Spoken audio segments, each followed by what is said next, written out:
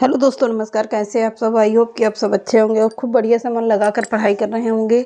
तो चलिए आज के सेशन को चालू करते हैं। हिंदी के वन लाइनर प्रश्न चल रहे हैं। तो चलिए, प्रश्न इंपॉर्टेंट है तो आप लोग इसको नोट भी करते रहना, चाहे नोट से बनाना, लेकिन 2-3 बार देख जरूर लेना। तो चलिए आज के सेशन को चालू करते हैं। लगभग 100-110 प्रश्न हमने करवा दिया है, तो आज उसी के आगे कंटिन्यू करते हैं। तो चलिए नोट करते रहिएगा और समझते भी रहिएगा। भारत में सबसे अधिक बोला जाने वाला भारतीय समूह क्या है? यानी कि कह रहा है, प्रश्न कह रहा है, भारत में सबसे अधिक बोला जाने वाला भारतीय समूह क्या है? मतलब किस भाषा, कौन सी भाषा सबसे ज़्यादा भारत में बोली जाती है? कौन सी बोली जाती है? इंडो आर्यन भाषा बोली जाती है। अगला है, भारत में सबसे कम बोला जाने वाला भारतीय समूह क्या है? तो भारत में सबसे कम बोला जाने वाला भारतीय समूह चीनी तिब्बती समूह है। अगला है,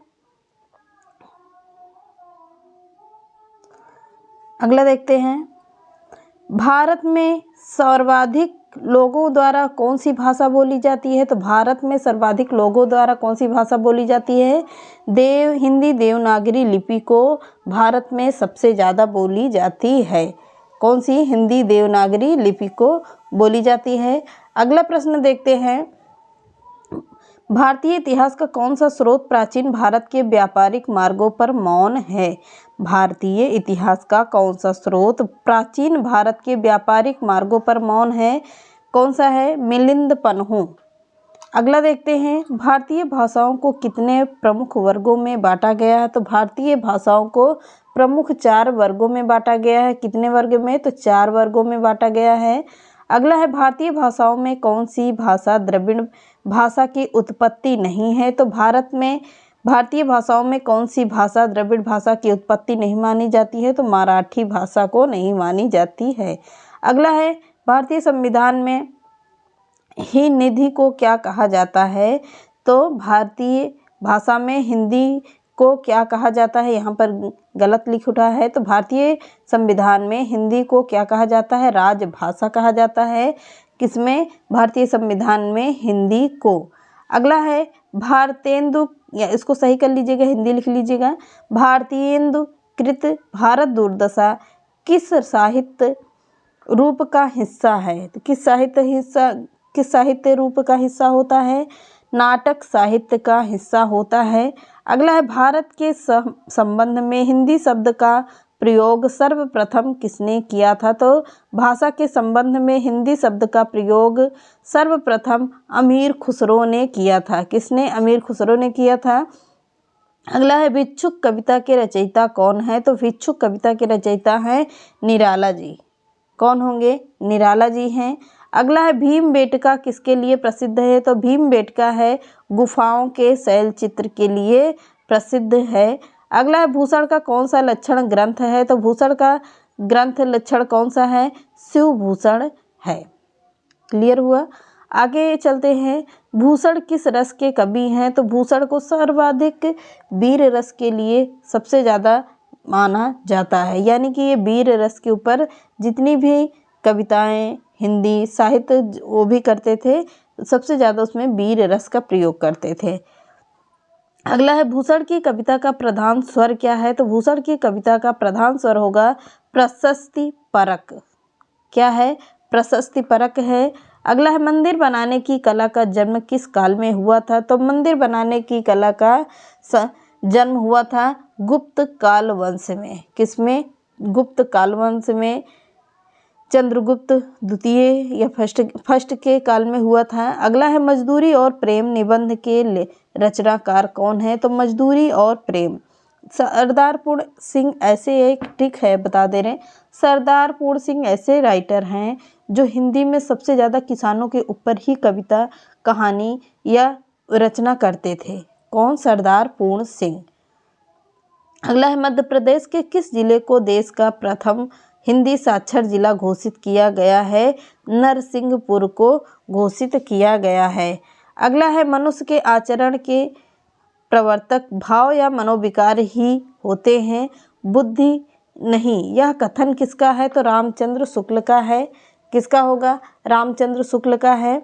अगला है, मनुष्यता का विपरीत यानी कि कह रहा है मनुष्यता का विपरीत शब्द क्या होता है, बर्बरता होता है। अगला है मनुष्यत्व की सामान्य भावना को आगे करके निम्न श्रेणी की जनता में आत्मगौरव का भाव जगाने वाले सर्वश्रेष्ठ कवि कौन हैं, तो कौन होंगे, कबीर दास जी हैं। अगला है मत्स्य कागज छुए नहीं कलम नहीं गई नहीं हाथ, इस पंक्ति के रचनाकार कौन है, कबीरदास। कबीरदास ऐसे कवि हैं, तो मैं पढ़ा लिखा नहीं हूँ फिर भी उनके बारे में कि अपने बारे में ही कहते हैं कि मैंने तो कभी कागज़ को छुआ ही नहीं, कलम को मैंने कभी हाथ भी नहीं लगाया है, पर इतनी रचनाएं कैसे कर डाले। सोचने वाली बात है कि ना वो कभी पढ़े थे, ना उन्हें को पढ़ना आता था, ना लिखना आता था, तो उन्होंने रचनाएं कैसे कर दी है। सोचने वाली विषय था, इसीलिए अपने ही ऊपर उन्होंने यह पंक्ति लिखी थी कि मैंने मत्स्य कागज छुयो नहीं, कलम गई नहीं हाथ। इस पंक्ति इसकी होगी, कबीरदास अपने लिए ही कहे थे। अगला है महादेवी वर्मा को किस रचना के लिए ज्ञानपीठ पुरस्कार मिला था। मैंने बार बार आप लोगों को बताया है कि यामा के लिए मिला है। सुमित्रानंद पंत को किसके लिए मिला है, चिदंबरा के लिए मिला था। और रामधारी सिंह दिनकर को किसके लिए मिला है, उनकी पुस्तक उर्वशी के लिए मिला है। अगला है मुझे तोड़ लेना वनमाली, उस पथ पर में देना मुझे फेंक, मातृभूमि पर शीश चढ़ाने, जिस पथ पर जावे वीर अनेक। इस पंक्ति के रचयिता कौन है, तो माखनलाल चतुर्वेदी हैं। कौन होंगे, माखनलाल चतुर्वेदी हैं। अगला है मेगास्थनीज ने अपनी पुस्तक इंडिका में किसके शासनकाल का वर्णन किया है, तो चंद्रगुप्त मौर्य के शासनकाल का वर्णन किया है। किसमें, मेगास्थनीज की पुस्तक इंडिका में। अगला है मैथिल कोकिल किसे कहा जाता है, तो मैथिल कोकिल कहा जाता है विद्यापति को मैथिल कोकिल कहा जाता है। अगला है मैथिली किस राज्य की भाषा है, तो मैथिली है बिहार की राज्य भाषा मानी जाती है। मैला आंचल उपन्यास के लेखक कौन है, तो मैला आंचल फणीश्वर नाथ रेणु की रचना है। कौन सी, मैला आंचल। अगला है यह युग भारतेंदु युग बच्चे के समान हंसता खेलता आया था, जिसमें बच्चों की सी निश्चलता, अक्खड़पन, सरलता और तन्मयता की यह कथन किस आलोचक का है, तो यह है आचार्य रामचंद्र शुक्ल का कथन है। अगला है यामा के रचयिता कौन है, महादेवी वर्मा है। रंगभूमि उपन्यास के रचनाकार कौन है, तो रंगभूमि प्रेमचंद की रचना है। किसकी, प्रेमचंद्र की रचना है। आगे बढ़ते हैं। रक्त है या है नसों में छद्र पानी, जांच कर तू शीश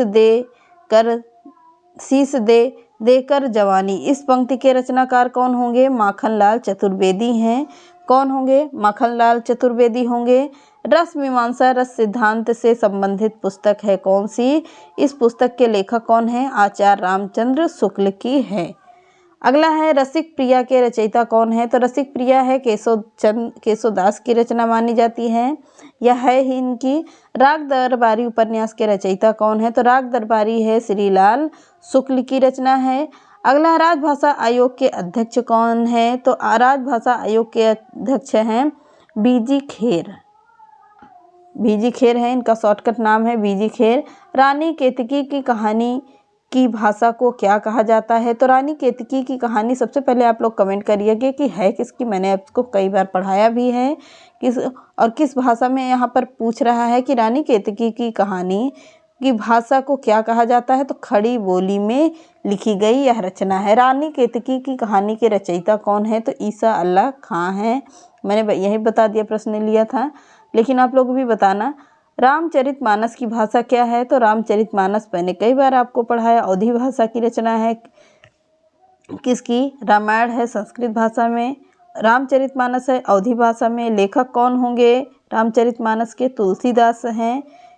तो इसमें कितने यह पर्वों में नहीं, किसमें कांडों में विभक्त है, खंडों में भी नहीं है, तो रामायण 7 कांडों में विभक्त है। पहला है बालकांड, फिर अयोध्या कांड है, पहले बालकांड होगा, फिर अयोध्या कांड है, फिर अरण्यकांड है, फिर कहाँ है, अरण्यकांड के बाद एक कांड और आ रहा है, सुंदरकांड है, फिर कौन सा कांड है, फिर है लंका कांड है, फिर कौन सा है,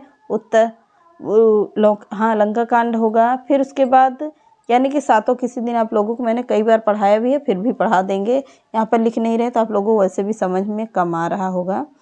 तो दिवसावसान का समय, मेघमय आसमान से उतर रही वह संध्या सुंदरी परी सी, धीरे धीरे। इस पंक्ति के रचनाकार कौन होंगे? सूर्यकांत त्रिपाठी निराला की रचना है। अगला है, अंग्रेजी भाषा को भारत में शिक्षा के माध्यम से आरंभ किया गया, किसने किया था? लॉर्ड मैकाले ने किया था। अगला, हिंदी का आदि कवि किसे माना जाता है? तो स्वयंभू को माना जाता है। अगला, हिंदी का प्रथम उपन्यास कौन सा है? तो हिंदी का प्रथम उपन्यास है परीक्षा गुरु। परीक्षा गुरु के रचनाकार कौन होंगे? श्रीनिवास दास बमन की रचना है। अगला, हिंदी का प्रथम एकाकी कौन सी है? तो एक घूंट हिंदी की प्रथम एकाकी मानी जाती है। अगला है, हिंदी का प्रथम पत्र कौन सा है? तो उदंत मार्तंड है। मैंने पढ़ाया है इसलिए इसको जल्दी कर दे रहे हैं। हिंदी की प्रथम पत्रिका कौन सी है? संवाद कौमुदी है। हिंदी की वर्णमाला में कितने स्वर व कितने समस्वर होते हैं? तो 11 स्वर होते हैं। समस्वर कितने होते हैं? 33 होते हैं। अगला है, हिंदी के किस समाचार पत्र में खड़ी बोली को मध्य देशीय भाषा कहा गया था? तो बनारस अखबार में कहा गया था। हिंदी के प्रथम कवि कौन है? तो हिंदी के प्रथम कवि होंगे सिद्ध सरापा। सिद्ध सरापा शताब्दी में था। अगला है, हिंदी के प्रथम गद्यकार कौन है? तो लल्लू लाल की रचना है। कौन सी? हिंदी के प्रथम गद्यकार हैं लल्लू लाल। तो चलिए मिलते हैं। अब आप लोगों को करीब काफ़ी प्रश्न हो गए, तो मिलते हैं नेक्स्ट वीडियो में। चैनल पसंद आता है तो लाइक, सब्सक्राइब एंड शेयर कर दीजिएगा। नमस्कार।